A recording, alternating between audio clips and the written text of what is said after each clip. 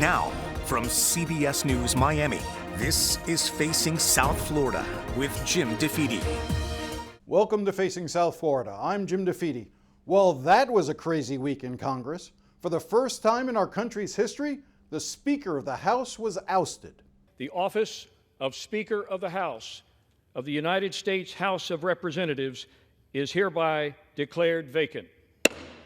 269 days after he became Speaker, Kevin McCarthy was taken down by Florida Congressman Matt Gaetz, who led the charge to remove him.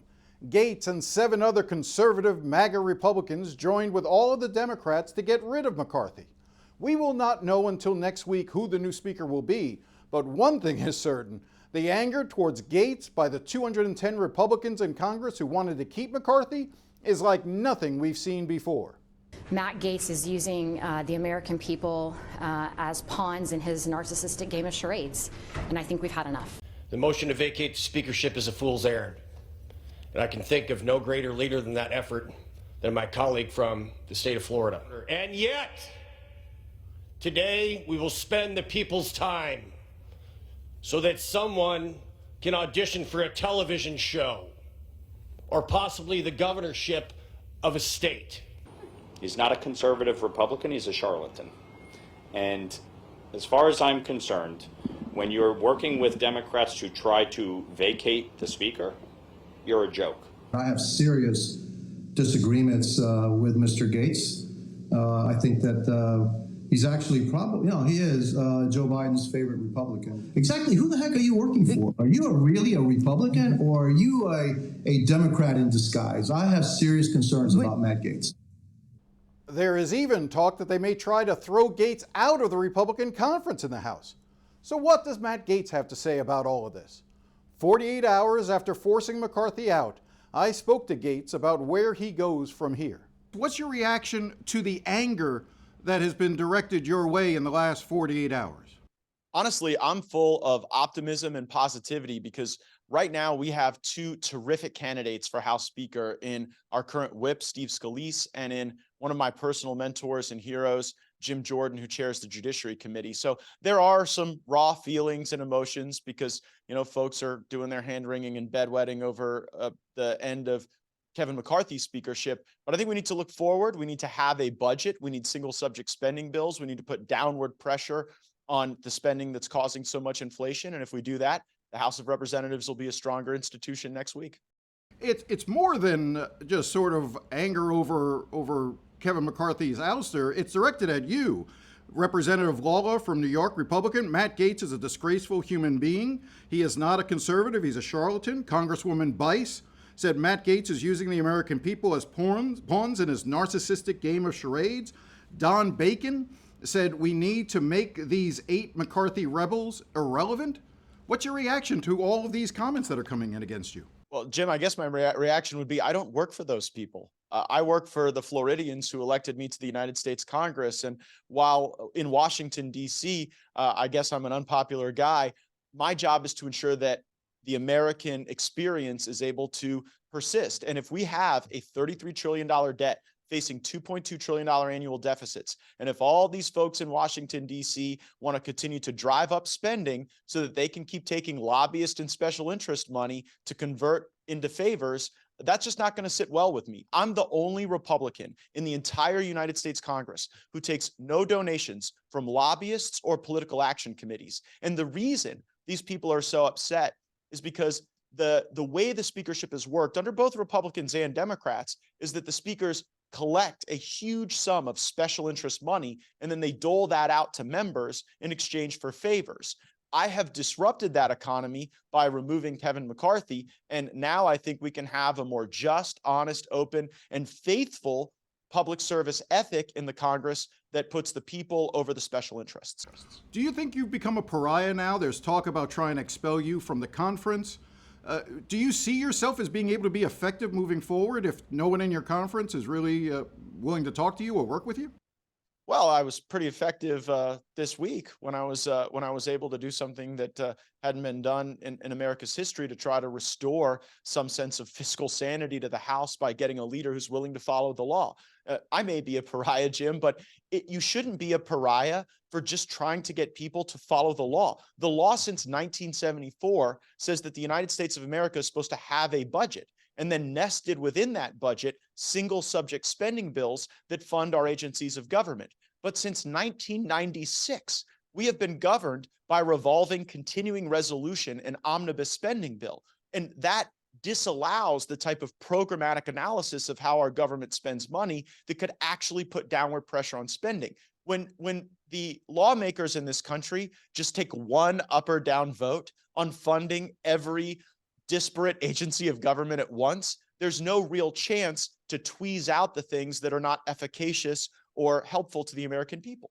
I want you to address the criticism that I hear over and over again is that you were angry because what you had just outlined yourself right there, but that in the continuing resolution, you were angry because in part, McCarthy had to rely on Democratic votes to get it passed. More Democrats voted for it than Republicans. And yet, in order to oust him as Speaker, you and your fellow 7 Republicans had to align with Democrats to work to remove the Speaker.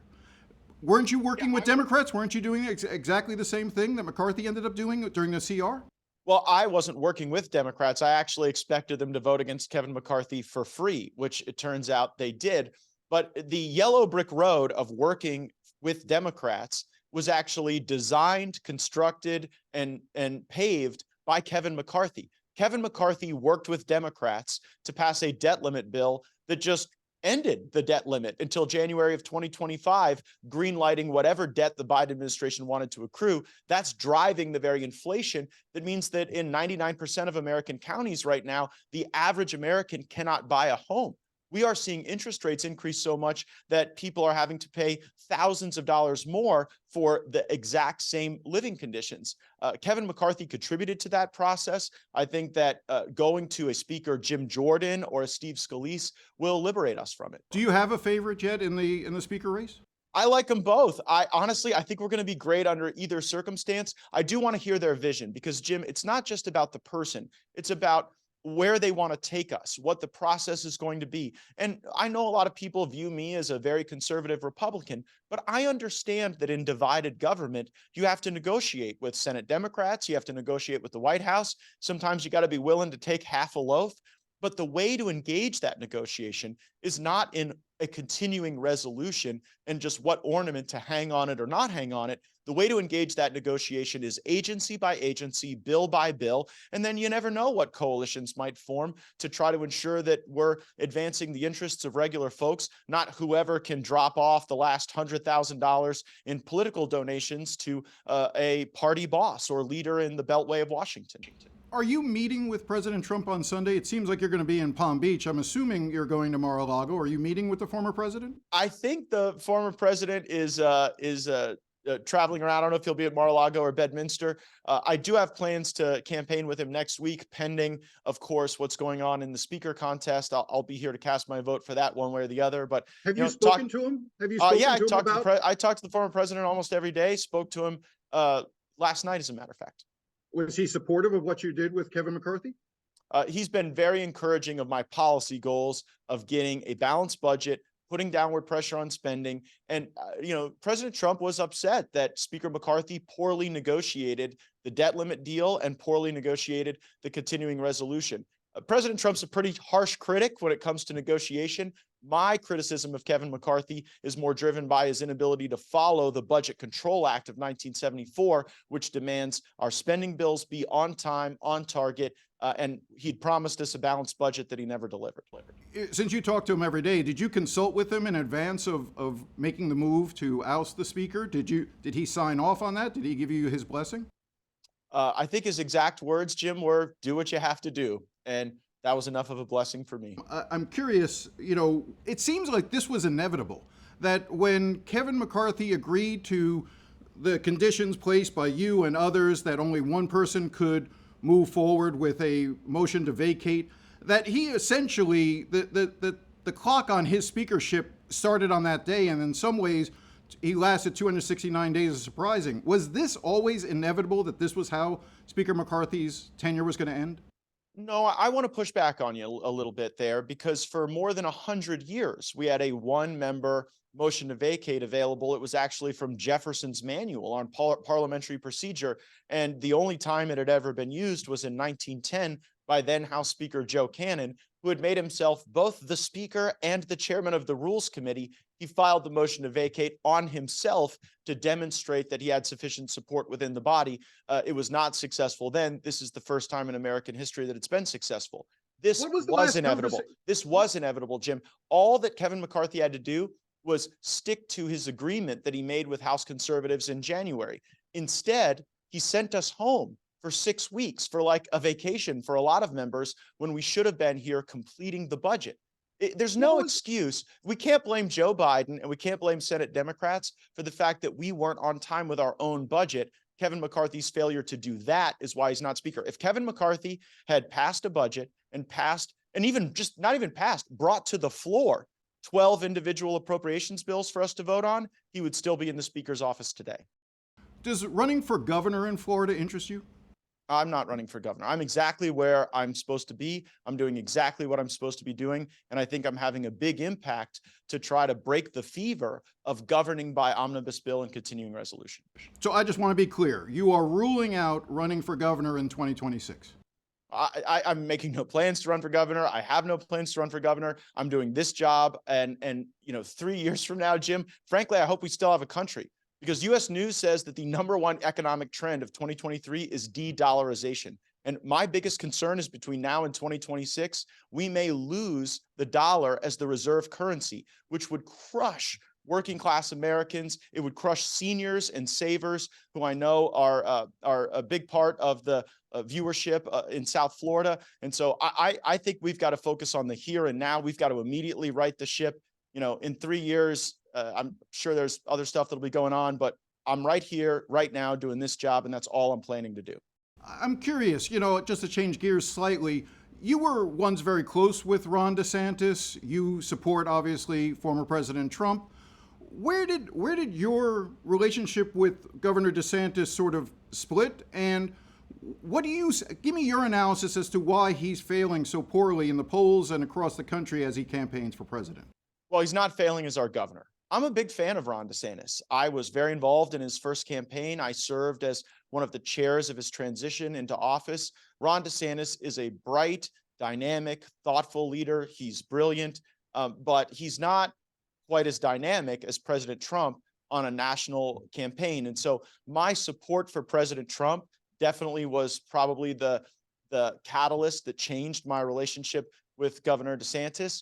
But I'm going to be the biggest fan of Ron DeSantis when he returns to Florida to serve out his final 2 years as governor. I look forward to working with him to advance our state's priorities. And, it's just a preference, much like in the speaker's race, to be honest with you. In the speaker's race, I like Jim Jordan and I like Steve Scalise. At the end of the day, I'll have to make a choice based on their specific vision. I like Ron DeSantis. I like Donald Trump. But it's Trump's dynamism and vision, and I think his real determination to try to root out some of the most corrupt elements of Washington, D.C. that led me to that choice. Did you try to warn DeSantis not to run against Trump? Many times. I told him, I told Ron, look, you're going to be president one day, but in politics, if you get too far in front of the wave, it's like surfing. Sometimes the wave can crash on you and you don't quite catch it for ultimate velocity. Last thing, and I'll let you go. What was the last conversation you had with Kevin McCarthy? I spoke with Kevin McCarthy about our defense bill. I care a lot about national defense. I'm on the Armed Services Committee, and we are currently in negotiations with the United States Senate about that. With regard to, did you ever talk to him about the move to vacate? Did you ever have a conversation with him? Did you ever go to him and say, I'm going to do this? Did you have any last conversation with him? Yeah, I informed the speaker that he needed to come into compliance with the agreement that he made in January, or he would face a motion to vacate. And his response was sort of a profane-laced tirade that wasn't particularly productive. And do you think he's behind the ethics investigation of you? Do you think they're going to use that, weaponize that against you?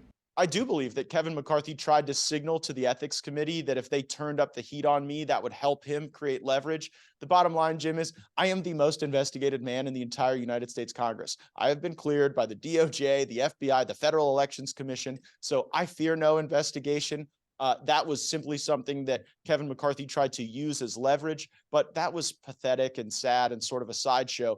The fundamental issue here is the budget, single subject spending bills, and not losing the dollar as the global reserve currency. I am laser focused on that.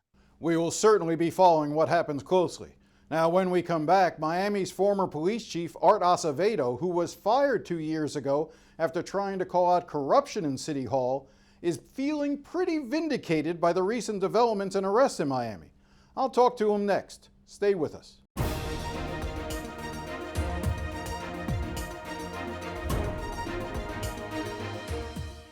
Welcome back. Art Acevedo did not last long as Miami's police chief. He was fired 2 years ago after trying to call out corruption at City Hall. Since he left, a federal jury awarded Little Havana businessmen $63 million because the jury believed Miami Commissioner Joe Carollo tried to shut them down because they supported his political opponent. Miami Mayor Francis Suarez is facing a growing scandal over his dealings with a private developer. And Miami City Commissioner Diaz was arrested on an array of corruption charges. Needless to say, Acevedo, who is now the police chief in Aurora, Colorado, is feeling vindicated. Well, my reaction, like I tried to tell Miami, I tried to warn Miami about what was going on in that jurisdiction. And to me, it's a great sense of relief that although it's taken a while, that slowly but surely the road to taking back City Hall, the road to ensuring that the rule of law matters for the people of Miami at that little City Hall, beautiful City Hall on the water, that we bring Miami into the rest of the country in terms of making sure that people are following the law. And so I'm relieved, and I felt compelled to submit an op-ed just to celebrate progress. And I think that there's still a lot of work to go, but progress is good. And I'm more hopeful than ever that with the ongoing investigations, both civil and criminal that are continue, that this is the beginning of taking back City Hall for the people, the hard-working people of the city of Miami, is something that I hope everybody will celebrate. Why do you think Miami is in the position it is in today? Because, sometimes life happens. If you see what's been going on there and just the culture at that City Hall, there are a lot of honorable people in the city that work in the city, that do business with the city. But when they see what happens when you, to either a police chief that's brought out from the outside to effect change and to, reform the organization, when you see the damage that's done, whether it's the, Bill Fullers of the world, the police chiefs that are just run over by a train, people are in fear. And I would just hope that the witnesses that are out there, and they know who they are, some of them reach out to me on every once in a while, that I hope that what they're seeing is that the courts are on to this. Thank God for the Broward County state attorney. Hopefully now the U.S. Department of Justice would do its job and start paying attention to what we have been talking about and what we talked about in the memo where I blew the whistle on what I was witnessing, that all the forces of the justice system will come together to hold people accountable. And I think that's something we should celebrate, but I hope that it creates a strong belief by those that still have information to share that they will be kept safe and that justice will be served. Looking back on it, do you think you could have handled the situation any differently? Do you think that maybe there was something that you might have been able to do to not sort of be the bull in the china shop that you ended up being here in Miami? Well, I'd like to say that if I put my ethics aside and listened to one of the assistant chiefs told me that this is Miami, and they would say, this is Miami, sometimes you have to put your integrity aside, I'd probably still be, right there in Miami with the rest of the individuals. But like I told them, they may not have choices in life, but I do. I went there with my integrity. I want to leave with my integrity intact. The one thing I wish I would have done better was my homework, understood the level of malfeasance going on at City Hall, understood that when people joke about City Hall not being part of the United States in terms of its commitment to the rule of law, I wish I would have understood that better, because I would have approached my job in terms of reform. I thought I was looking at police reform. Come to find out, it was more like wholesale government reform when it comes to City Hall in the city of Miami. So I didn't do my homework, and that was a huge mistake, but I have no regrets because at the end of the day, I held true to what I've always told police executives that I've mentored over the years. We need to come to work to do our jobs, not keep our jobs. And if you're going to lose your job, I'd rather lose it for doing it than keeping it by selling out to corruption, which is not what my father and mother raised us. They raised us to come to a nation where the rule of law matters, where the Constitution reigns supreme, and where we are all equals. And so proud that I came. I probably would have done a few things differently, starting with doing my homework. But had I known the depth of it, I probably would have met with federal officials before I went in to potentially be an undercover asset than to just come in blindly like I did, where I let my Cuban heritage, the thought of coming and serving in a community that has a shared life experience and values, really cloud my judgment. But you know what? Hindsight's 2020. I'm glad to still be fighting for that community and for that department, and I'm glad that justice is on the move. Carollo has a civil judgment, $63 million against him for what he did to try to, go after businesses who didn't support him in elections. You have the ethics investigation and other investigations involving Mayor Suarez. You have the criminal complaint against Alex Diaz of Portilla. But at the end of the day, it really is up to voters.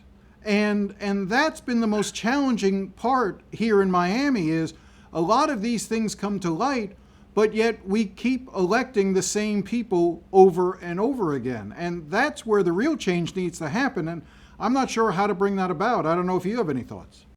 Well, you know what? I think that you get what you vote for, or you get what you fail to vote against. And so it's time for, I would say, the people in the city of Miami and anywhere in this country, voting matters. Every vote matters. And but when you look at the commissioners' races in Miami, it is such low voter turnout. They go and they hand out paella to the little old ladies and the little old men in rest homes, and so or senior complexes. It's up to the young people to help get involved with the older folks that are actually sometimes not really paying attention to details.